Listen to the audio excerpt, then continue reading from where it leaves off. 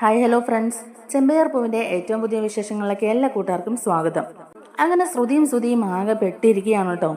അപ്പോൾ അവർ സ്വപ്നം കണ്ടിരുന്ന ആ ഒരു വലിയ ബംഗ്ലാവും 30 ലക്ഷം രൂപയും കൈവിട്ട് പോയതിൻ്റെ വിഷമത്തിൽ ശ്രുതിയും ഇങ്ങനെ വിഷമിച്ച് കരഞ്ഞുകൊണ്ടിരിക്കുകയാണ്.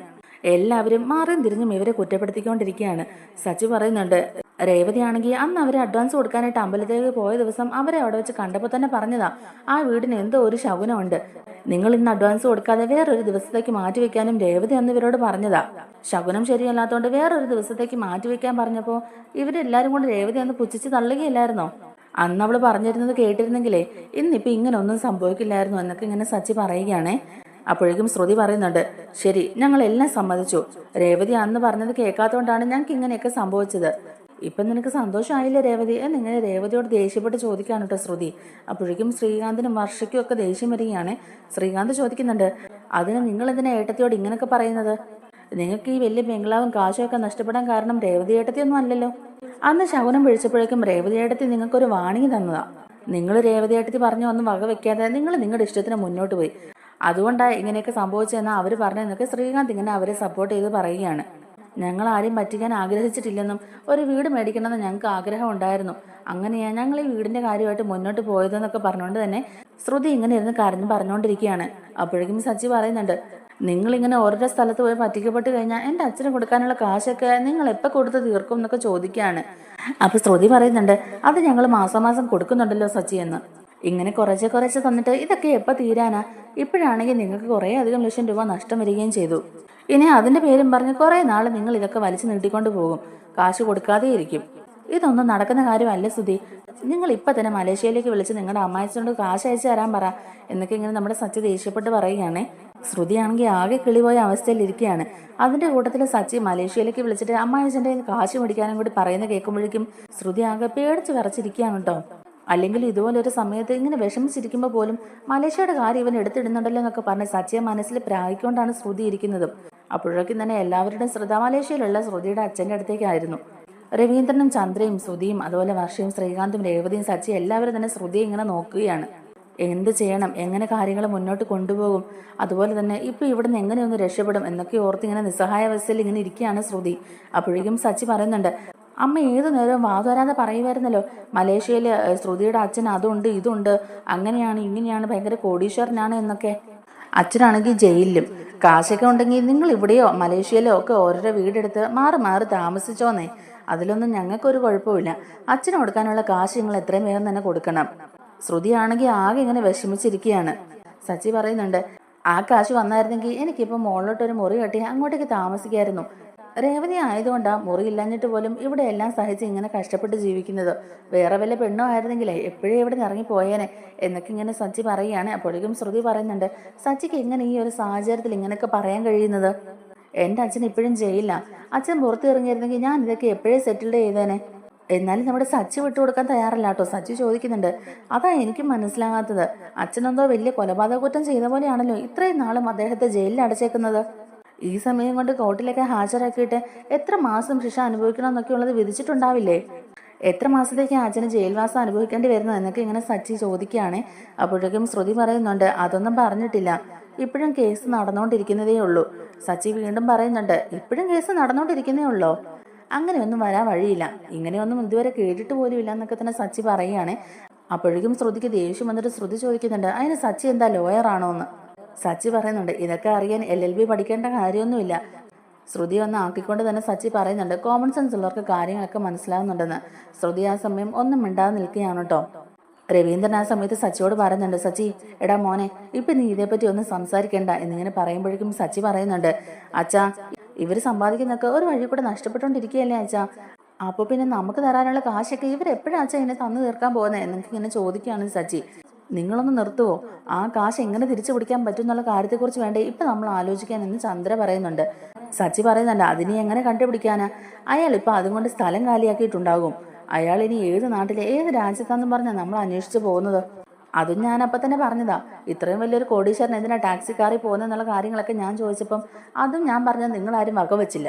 ഇപ്പം ബംഗ്ലാവും പോയി കാശും പോയി എല്ലാം പോയി എന്നൊക്കെ ഇങ്ങനെ സച്ചി പറയുകയാണ്. അതും പോരാഞ്ഞിട്ട് ഈ വീടിന്റെ ഷെയർ വേണമെന്നും കൂടി അവൻ പറഞ്ഞത് 70 ലക്ഷം രൂപ. അങ്ങനെ എങ്ങാനും ചെയ്തിട്ടുണ്ടായിരുന്നെങ്കിലുണ്ടല്ലോ അച്ഛാ, ആ വീടും പോയി ഈ വീടും പോയി, അവസാനം എല്ലാവരും കൂടി പെരുവഴിയിൽ ഇറങ്ങി നിൽക്കേണ്ടി വന്നേനെന്നൊക്കെ തന്നെ നമ്മുടെ സച്ചി പറയുമ്പോഴേക്കും ചന്ദ്രയാകെ ഇങ്ങനെ ഷോക്കായി നിൽക്കുകയാണ് കേട്ടോ. ചന്ദ്ര സച്ചി പറയുന്ന കാര്യങ്ങളൊക്കെ ഇങ്ങനെ മനസ്സിലാലോചിക്കുകയാണ്. ശരിയാണല്ലോ, സുധിയുടെ വാക്കും കേട്ട് ഇപ്പൊ ഈ വീട് വിറ്റിരുന്നെങ്കിൽ എല്ലാവരും കൂടെ പെരുവഴിയിൽ നിൽക്കേണ്ട അവസ്ഥ ഉണ്ടായെന്നൊക്കെ തന്നെ ചന്ദ്ര ഇങ്ങനെ മനസ്സിലാലോചിച്ചുകൊണ്ടിരിക്കുകയാണ്. മതി മതി, ഇനി ഇതേപ്പറ്റി കൂടുതൽ സംസാരിക്കുകയൊന്നും വേണ്ട. എന്തായാലും നമ്മൾ പരാതി കൊടുത്തിട്ടുണ്ടല്ലോ, പോലീസ് അന്വേഷിക്കാന്ന് പറഞ്ഞിട്ടുണ്ടല്ലോ, എന്തെങ്കിലും നടപടി ഉണ്ടാവുമോ എന്നൊക്കെ ഉള്ളത് നോക്കാന്നൊക്കെ പറയുകയാണ് രവീന്ദ്രൻ. പോകുന്നതിന് മുമ്പ് തന്നെ ശ്രുതിക്ക് ഒരു ഉപദേശവും കൂടെ കൊടുക്കുന്നുണ്ട് കേട്ടോ നമ്മുടെ രവീന്ദ്രൻ. വെറുതെ ഇങ്ങനെ സമ്പാദിക്കുന്നതിൽ മാത്രമല്ല കാര്യം, അതെങ്ങനെ സൂക്ഷിക്കുക എന്നുള്ളതാണ് നീ ആദ്യം പഠിക്കേണ്ടെന്നൊക്കെ ശ്രുതിക്ക് ഒരു ഉപദേശം കൊടുത്തിട്ടാണ് രവീന്ദ്രൻ അവിടുന്ന് പോകുന്നത്. കുറച്ചു നേരം കഴിയുമ്പോഴേക്കും രവീന്ദ്രൻ സച്ചിയോട് പറയുന്നുണ്ട്, എടാ സച്ചി, ആ പൈസയായിട്ട് മുങ്ങിപ്പോയവനെ നമുക്ക് എത്രയും വേഗം കണ്ടുപിടിക്കണം. അയാളെ കണ്ടുപിടിച്ച് അയാളുടെ കയ്യിൽ നിന്ന് നമുക്ക് ആ കാശ് തിരിച്ചു മേടിക്കണം. ശ്രുതി ഈ പൈസ പോയ വിഷമത്തിലിരിക്കുക, നീ വേണം അവനെ ഇക്കാര്യത്തിൽ സഹായിക്കാൻ എന്നിങ്ങനെ പറയുമ്പോഴേക്കും സച്ചി പറയുന്നുണ്ട്, ഓ ഇനി ആ ഓട്ടക്കാരന് വേണ്ടിയിട്ട് ഞാൻ ഓടണം വെച്ചാ, അയാൾ ആ കാശ് കൊണ്ട് എങ്ങോട്ടേക്കാ മുങ്ങിയെന്ന് നമുക്കൊരു പിടിയുമില്ലല്ലോ. അയാൾ ഇനി ഈ ജില്ലയും വിട്ട് ഈ നാടും വിട്ട് തന്നെ വേറെ എങ്ങോട്ടെങ്കിലും പോയിട്ടുണ്ടാവും എന്നൊക്കെ തന്നെ സച്ചി പറയുകയാണ്. അപ്പൊ രവീന്ദ്രൻ പറയുന്നുണ്ട്, എന്തിനാടാ സച്ചി, ഒന്നുമില്ലെങ്കിലും നിന്റെ ചേട്ടനല്ലേ, അവനെ ഒന്ന് അന്വേഷിച്ച് കണ്ടുപിടിക്കും മോനെ.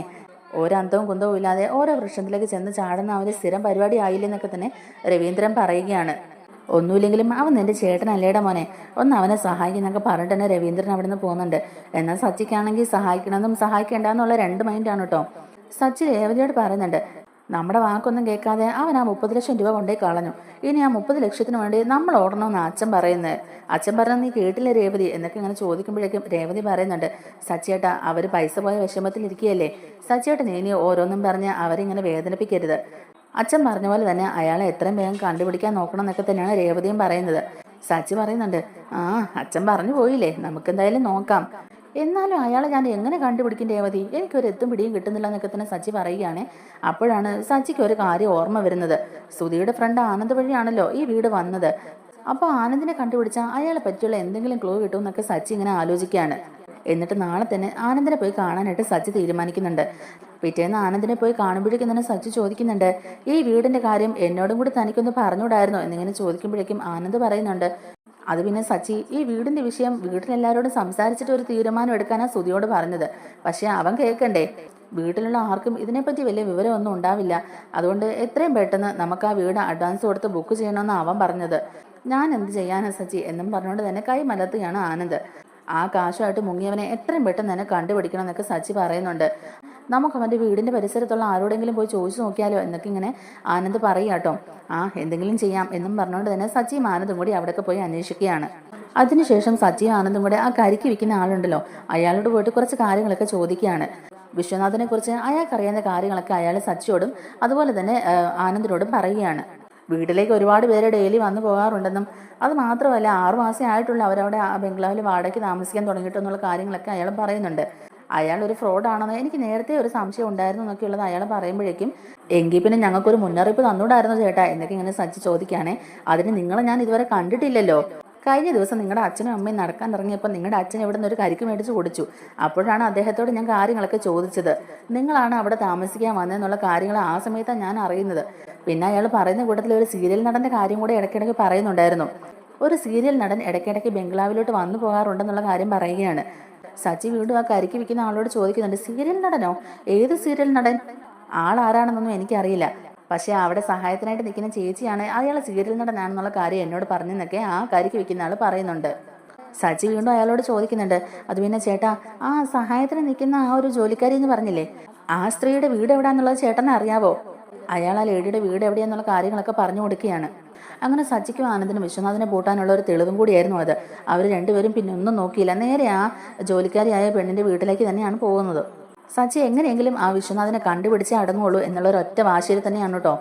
സച്ചിയുടെ കൂടെ ആനന്ദും കൂടെ കാറിൽ കയറി പോകുമ്പോഴേക്കും അപ്പോഴാണ് നീലിമ കൊടുത്ത കൂളിംഗ് ഗ്ലാസ് ഒക്കെ ആനന്ദ് കാണുന്നത്. അതിൽ നിന്നൊരു കൂളിംഗ് ഗ്ലാസ് എടുത്ത് ആനന്ദ് വെക്കുമ്പോഴേക്കും, എടാ അതൊന്നും നീ വെച്ച് നശിപ്പിക്കല്ലേ എന്നിങ്ങനെ സച്ചി പറയുമ്പോഴേക്കും ആനന്ദ് ചോദിക്കുന്നുണ്ട്, ആഹാ ഇത് കൊള്ളാവല്ലോടാ, ഇത് എവിടെ നിന്ന് കിട്ടിയതാ എന്നിങ്ങനെ ചോദിക്കുകയാണേ. എനിക്ക് ട്രിപ്പിന് കയറി ഒരാൾ തന്നതാ, കാനഡയിലെ ഗ്ലാസ്സാന്നൊക്കെ പറയുകയാണ് സച്ചി.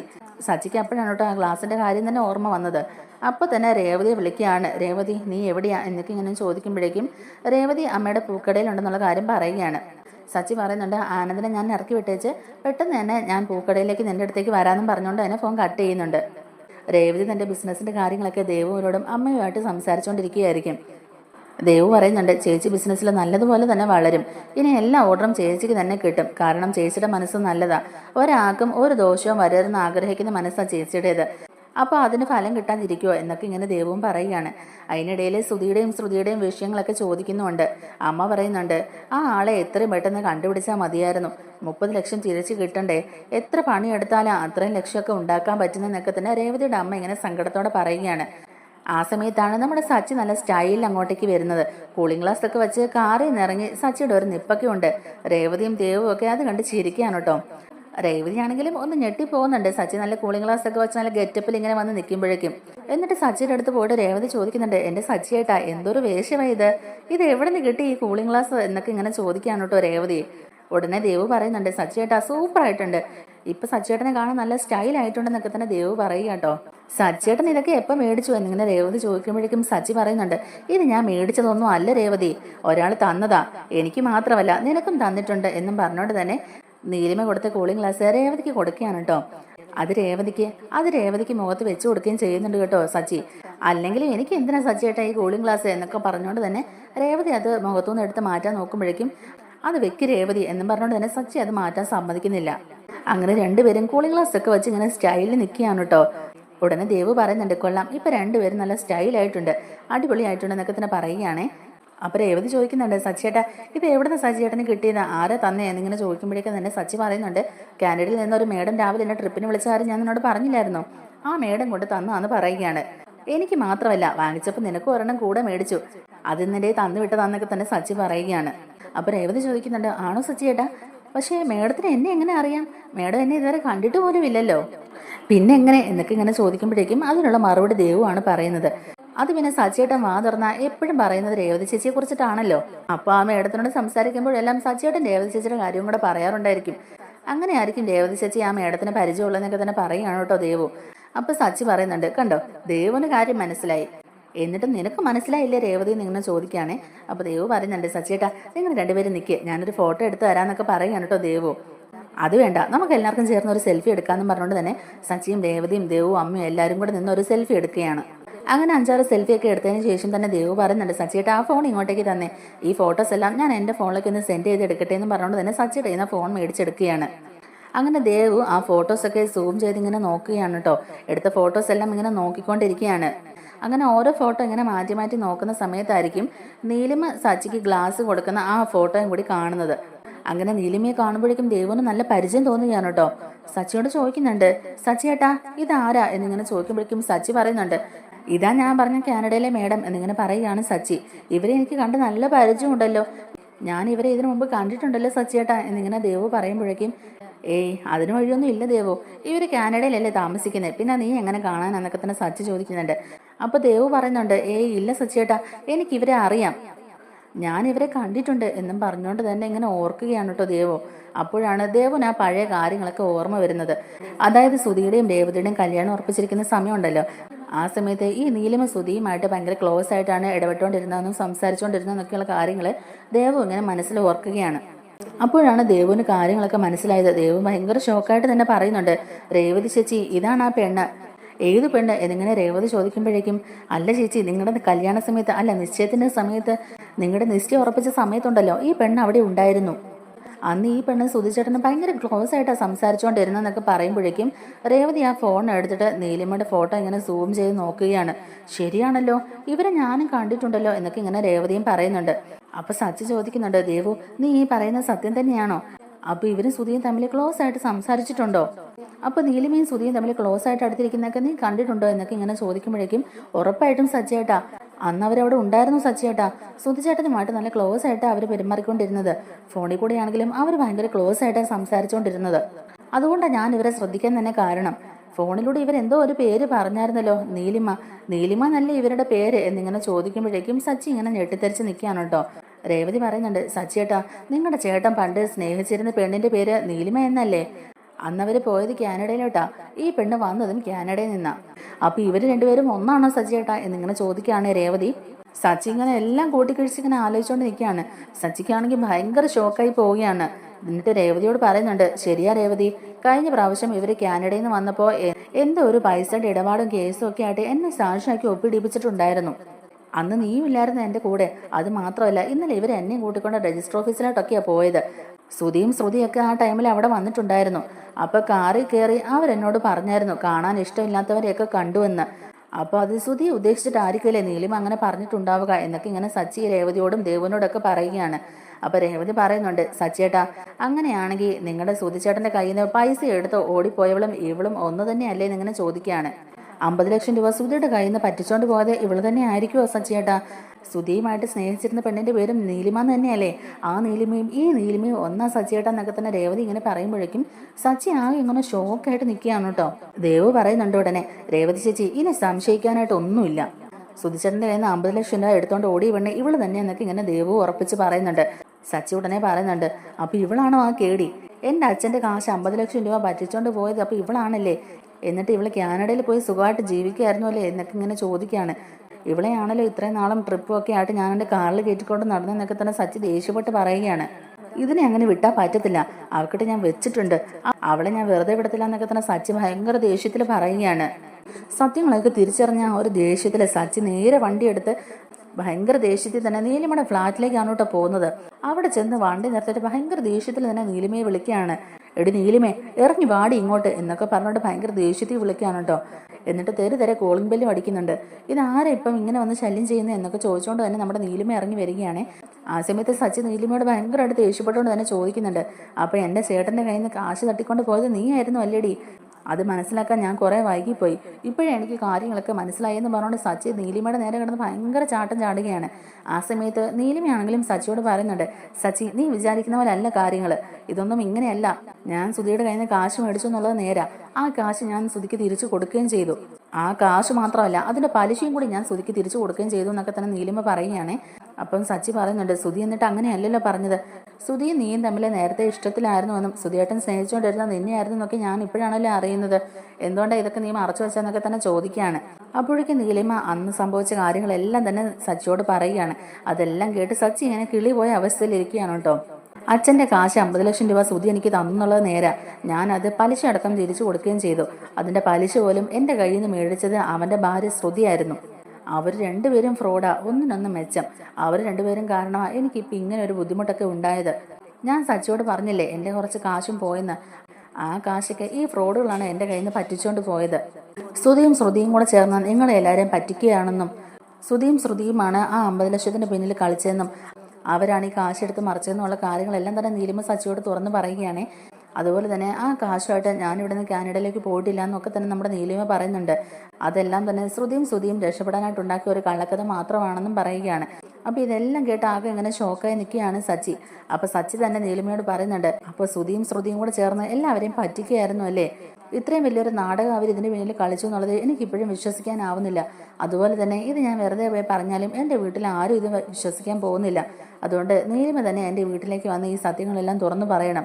അച്ഛൻ്റെ 50 ലക്ഷം കാണാതെ പോയതിൻ്റെ പിന്നിൽ എന്തൊക്കെയാണ് സംഭവിച്ചെന്നുള്ളത് നീലിമ തന്നെ വീട്ടിൽ വന്ന് തുറന്നു പറയണം, എല്ലാവരുടെ മുമ്പിൽ പറയണം എന്നൊക്കെ പറയുകയാണ് കേട്ടോ നമ്മുടെ സച്ചി. അപ്പം നീലിമ പറയുന്നുണ്ട്, അതിനെന്താ സച്ചി, ഞാൻ വീട്ടിലേക്ക് വരാം. എല്ലാവരുടെയും മുമ്പിൽ ശ്രുതിയുടെ മുഖം മൂടി ഞാൻ തന്നെ വലിച്ചു കയറാം. അവരാണ് ഈ ഫ്രോഡ് പരിപാടികളെല്ലാം കാണിച്ചെന്നുള്ളത് എല്ലാവരുടെ മുമ്പിൽ ഞാൻ പറയാന്നൊക്കെ തന്നെ പറയുകയാണ്. അങ്ങനെ കലി ഇളകിയ സച്ചി നീലിമയും കൂട്ടിക്കൊണ്ട് തന്നെ തിരിച്ച് വീട്ടിലേക്ക് വരിക കേട്ടോ. ആ സമയത്ത് ശ്രുതിയും ഒക്കെ അവിടെ ഉണ്ട്. അവരെല്ലാവരും മറ്റേ 30 ലക്ഷം പോയതിൻ്റെ സങ്കടത്തിലിരിക്കുകയാണ്. ആ സമയത്ത് സച്ചി അങ്ങോട്ടേക്ക് എന്നിട്ട് ശ്രുതിയോടും ഓരോരോ കാര്യങ്ങൾ ചോദിക്കുകയാണ്. അപ്പൊ അവര് വീണെടുത്ത് കിടന്ന് ഉരുളുകയാണ്. ഒരു ബന്ധവുമില്ലാതെ ഇപ്പൊ സച്ചി എന്തിനാ ഈ കാര്യങ്ങളൊക്കെ എടുത്തിടുന്നതെന്നൊക്കെ തന്നെ ചോദിക്കുകയാണ് ശ്രുതിയും. ആ സമയത്ത് സച്ചി രവീന്ദ്രനോട് പറയുന്നുണ്ട്, അച്ഛൻ്റെ 50 ലക്ഷം കാണാതെ പോയത് എങ്ങനെയാന്നുള്ളതൊക്കെ ഇപ്പം എനിക്ക് മനസ്സിലായി. അതിനുള്ള തെളിവായിട്ടാണ് ഞാൻ വന്നേക്കുന്നത്. അതിൻ്റെ പിന്നിൽ ആരൊക്കെ എന്തൊക്കെ കളിച്ചു എന്നുള്ളതൊക്കെ എനിക്ക് മനസ്സിലായി എന്നൊക്കെ തന്നെ സച്ചി പറയുകയാണ്. അപ്പോഴേക്കും ചന്ദ്രൻ പറയുന്നുണ്ട്, നീ ഇങ്ങനെ വളവള നിന്ന് സംസാരിക്കാത്ത കാര്യം എന്തോന്ന് വെച്ചാൽ പറയടാ, എന്തോ നീ കണ്ടുപിടിച്ചത്, എന്ത് തെളിവാണ് നിന്റെ കയ്യിലുള്ളതെന്നൊക്കെ തന്നെ ചോദിക്കാം. അപ്പോൾ സച്ചി പറയുന്നുണ്ട്, അച്ഛൻ്റെ 50 ലക്ഷം കട്ടുകൊണ്ട് പോയത് വേറെ ആരുമല്ല, ഈ ശ്രുതിയാന്ന് പറയുകയാണ്. ശ്രുതിയും കൂടെ ചേർന്ന് കളിച്ച നാടകമാച്ച ഇത്. അച്ഛൻ്റെ 50 ലക്ഷം ഇവർ തന്നെയാണ് മുഖ്യമെന്ന് പറയുകയാണ്. അപ്പം എന്നിട്ട് എല്ലാവരും ഇങ്ങനെ ഷോക്കായിരിക്കുകയാണ്. രവീന്ദ്രനാണെങ്കിൽ ഇരുന്നിടത്തുനിന്ന് എഴുന്നേറ്റ് നിൽക്കുക. എന്താണ് സച്ചി നീ പറയുന്നത്, എന്തൊക്കെയാണ് നീ പറയുന്നതൊക്കെ തന്നെ ചോദിച്ചുകൊണ്ട് ഇങ്ങനെ എല്ലാവരും ഷോക്കായി നിൽക്കുകയാണ്. അപ്പോൾ ശ്രുതിയും ഇങ്ങനെ ഷോക്കായി നിൽക്കുകയാണ്. സച്ചി എങ്ങനെ ഈ സത്യങ്ങളൊക്കെ കണ്ടുപിടിച്ചെന്ന് ഓർത്തുകൊണ്ട് ഇങ്ങനെ ഷോക്കായി നിൽക്കുകയാണ്. ആ സമയത്ത് ശ്രുതി പറയുന്നുണ്ട്, ഈ സച്ചി ഇത് എന്തൊക്കെയാ ഈ പറഞ്ഞു കൂട്ടുന്നത്? ഞങ്ങൾ എന്തിനാ ആ കാശ് എടുക്കണം? ചുമ്മാ ദേ വായി തോന്നുന്നു ഓരോന്നിങ്ങനെ വിളിച്ച് പറയാൻ നിൽക്കരുത് എന്നൊക്കെ പറഞ്ഞുകൊണ്ട് തന്നെ ശ്രുതി സച്ചിയുടെ നേരെ തട്ടി കയറുകയാണ്. ആ സമയത്ത് ശ്രുതിയാണെങ്കിലും ഇങ്ങനെ പേടിച്ച് പറിച്ച് നിൽക്കുകയാണ്. ശ്രുതിയുടെ മട്ടും ഭാവമൊക്കെ കാണുമ്പോഴേക്കും തന്നെ എല്ലാവർക്കും ഒരു സംശയം ആകുന്നുണ്ട്. ഇതിലെന്തോ ഒരു കളി നടന്നിട്ടുണ്ടെന്നും ഇതിനകത്ത് എന്തോ ഒരു തിരിമറി നടന്നിട്ടുണ്ടെന്നൊക്കെ ഉള്ളത് എല്ലാവർക്കും മനസ്സിലാവുകയാണ്. എന്നിട്ട് നമ്മുടെ ശ്രുതി ഒട്ടും വിട്ടുകൊടുക്കാൻ തയ്യാറല്ല. ശ്രുതി ഓരോന്ന് പറഞ്ഞ് സച്ചിയുടെ നേരെ തട്ടി കയറുകയാണ്. ആ സമയത്ത് ശ്രുതി ചോദിക്കുന്നുണ്ട്, ആ കാശ് ഞങ്ങളുടെ അടുത്ത് കൈകാര്യം ചെയ്തു എന്നാണല്ലോ നീ പറയുന്നത്, അതിന് എന്ത് തെളിവാണ് നിന്റെ കയ്യിലുള്ളതെന്നൊക്കെ തന്നെ ശ്രുതി ചോദിക്കുന്നുണ്ട്. തെളിവൊക്കെ എൻ്റെ കയ്യിലുണ്ട്, ഞാൻ അവരെ ഇങ്ങോട്ടേക്ക് വിളിക്കാന്നൊക്കെ പറഞ്ഞുകൊണ്ട് തന്നെ സച്ചി നീലിമയെ വിളിക്കുന്നുണ്ട്. നീലിമ അങ്ങോട്ടേക്ക് വരുമ്പോഴേക്കും തന്നെ ശ്രുതിയൊക്കെ ആകെ ഇങ്ങനെ ഞെട്ടി നിൽക്കുകയാണ് കേട്ടോ. കാരണം നീലിമയ്ക്ക് അറിയാമല്ലോ സത്യാവസ്ഥ എന്താന്നൊക്കെ ഉള്ളത്. അവസാനം സച്ചി പറയുന്നുണ്ട് സംഭവിച്ചത് എന്താന്നൊക്കെ നീലിമ തന്നെ എല്ലാവരോടും പറയാന്ന്. അങ്ങനെ നീലിമ അന്ന് നടന്ന സംഭവങ്ങളെല്ലാം തന്നെ വിളിച്ചു പറയുകയാണ്. അതുപോലെ തന്നെ ശ്രുതിയുമായിട്ട് അടുപ്പം ഉണ്ടായിരുന്നതും ശ്രുതിയുടെ കയ്യിൽ നിന്ന് 50 ലക്ഷം രൂപ മേടിച്ചതും അത് പലിശ അടക്കം തിരിച്ചു കൊടുത്ത കാര്യങ്ങളും എല്ലാം തന്നെ പറയുന്നുണ്ട്. അതുപോലെ ശ്രുതിയുടെ കയ്യിൽ നിന്ന് 50 ലക്ഷം മോഷ്ടിച്ചുകൊണ്ടല്ല ഞാൻ ഇവിടുന്ന് കാനഡയ്ക്ക് പോയതെന്നും ഉള്ള കാര്യങ്ങളെല്ലാം പറയുന്നുണ്ട്. ആ 50 ലക്ഷം പോകുന്നതിന് പിന്നിൽ ഈ ശ്രുതിയും കൂടെ കളിച്ച നാടകമാണെന്നും പറയുകയാണ്. അങ്ങനെ ശ്രുതി കളിച്ച എല്ലാ കള്ളത്തരങ്ങളും കൈയോടെ തന്നെ പിടികൂടുകയാണ്. ചന്ദ്രയ്ക്ക് നല്ല ദേഷ്യം വരികയാണ്. ചന്ദ്ര ശ്രുതിയുടെ അടുത്ത് പോയിട്ട് ചോദിക്കുന്നുണ്ട്, ഈ കേട്ടതൊക്കെ സത്യമാണോടാ എന്നൊക്കെ ഇങ്ങനെ ചോദിക്കുമ്പോഴേക്കും സമ്മതിക്കാനല്ലാതെ വേറെ നിവർത്തിയില്ല ശ്രുതിക്ക്. ശ്രുതി പറയുന്നുണ്ട്, അമ്മ ഇതെല്ലാം ശ്രുതിയുടെ ഐഡിയ, ശ്രുതി പറഞ്ഞിട്ട് ഇങ്ങനെയൊക്കെ ചെയ്തെന്നൊക്കെ പറയുകയാണ് കേട്ടോ. അപ്പോഴേക്കും വീണ്ടും ചന്ദ്ര ശ്രുതിയുടെ അടുത്തേക്ക് വന്നിട്ട് ചോദിക്കുന്നുണ്ട്, കേട്ടതൊക്കെ സത്യമാണോടി, നീ ആണോടി ഇങ്ങനെയുള്ള കള്ളത്തരങ്ങളൊക്കെ കാണിച്ചെന്ന് ചോദിച്ചുകൊണ്ട് ചന്ദ്ര പുതിയ തല്ലുകയാണ് ശ്രുതിയെ. ഈ കേട്ടതൊക്കെ സത്യമാണോടി, നീ ആണോടി ഇതൊക്കെ ചെയ്തത്, ആ 50 ലക്ഷം കട്ടത് നീ ആണോടി എന്നൊക്കെ ചോദിച്ചോട്ട് തന്നെ ശ്രുതിയെ തല്ലുകയാണ് കേട്ടോ ചന്ദ്ര. ചന്ദ്രയുടെ ആ ഒരു ദേഷ്യം മുഴുവൻ ശ്രുതിയോട് കാണിക്കുകയാണ്. അവസാനം ശ്രുതിയെ അടിച്ച് പുറത്താക്കുകയും ചെയ്യുന്നുണ്ട് ചന്ദ്ര. ശ്രുതിയുടെ കള്ളത്തരങ്ങളെല്ലാം ഓരോന്നായിട്ട് തന്നെ സച്ചി പുറത്തു കൊണ്ടുവന്നുകൊണ്ടിരിക്കുകയാണ്. അങ്ങനെ ശ്രുതിയെ ചന്ദ്രോദയത്തിൽ നിന്ന് ചന്ദ്ര തന്നെ അടിച്ച് പുറത്താക്കുകയും ചെയ്യുന്നുണ്ട്. താൻ ഇത്രയും നാളും എല്ലാവരെക്കാളും കൂടുതൽ സ്നേഹിച്ചതും കോടീശ്വരിയായ മരുമോളാന്നും പറഞ്ഞ ശ്രുതിയെ തലയിൽ വെച്ചുകൊണ്ട് നടക്കുകയായിരുന്നല്ലോ ചന്ദ്രമതി. അവസാനം ചന്ദ്രമതിക്ക് തന്നെ അതൊരു നല്ല തിരിച്ചടിയായിട്ട് കിട്ടുകയാണ്. രവീന്ദ്രനും സച്ചിയും വർഷയും ശ്രീകാന്തും എല്ലാം തന്നെ ചന്ദ്രയെ കളിയാക്കിക്കൊണ്ട് ഈ കാര്യങ്ങളെല്ലാം പറയുകയും ചെയ്യുന്നുണ്ട്. അതേസമയത്ത് തന്നെ ശ്രുതി കാണിച്ച കള്ളത്തരങ്ങളും അവിടെ പിടിക്കപ്പെടുന്നുണ്ട്. നീലിമയും ശ്രുതിയും തമ്മിൽ അടുപ്പം ഉണ്ടായിരുന്നുവെന്നും അതുപോലെ തന്നെ ആ കാശ് തിരിമറി നടത്തിയതിൽ ശ്രുതിക്ക് ഒരു പങ്കുണ്ടെന്നൊക്കെ തന്നെ സച്ചി അവിടെ തെളിയിക്കുന്നുണ്ടല്ലോ. അതോടുകൂടി തന്നെ ശ്രുതിയുടെ കാര്യത്തിലും ഒരു തീരുമാനമായി. വീട്ടിൽ നിന്ന് ഇറക്കി വിട്ട ശ്രുതിയാണെങ്കിൽ നേരെ കയറി ചെല്ലുന്നത് മീരയുടെ വീട്ടിലേക്കായിരിക്കുമേ. മീര ആ സമയത്തും ശ്രുതി ഒരുപാട് കുറ്റപ്പെടുന്നൊക്കെ ഉണ്ട്. തൽക്കാലം കുറച്ച് ദിവസം ഇവിടെ നിൽക്കണമെന്നും പിന്നെ അവരെയൊക്കെ സോപ്പിട്ട് അങ്ങോട്ടേക്ക് തന്നെ കയറണം എന്നാണ് ശ്രുതി പ്ലാൻ ചെയ്തുകൊണ്ടിരിക്കുന്നത്. എന്തായാലും അധികം വൈകാതെ തന്നെ ശ്രുതിയുടെ മറ്റു കള്ളത്തരങ്ങൾ കൂടി പിടിക്കപ്പെടും എന്നുള്ള കാര്യം ഉറപ്പായിരിക്കുകയാണ്. നമ്മുടെ വീഡിയോ ഇഷ്ടമായിട്ടുണ്ടെങ്കിൽ ഒന്ന് ലൈക്ക് ചെയ്യാനും നമ്മുടെ ചാനൽ കൂടി ഒന്ന് സബ്സ്ക്രൈബ് ചെയ്ത് സപ്പോർട്ട് ചെയ്യാനും മറക്കല്ലേ. താങ്ക്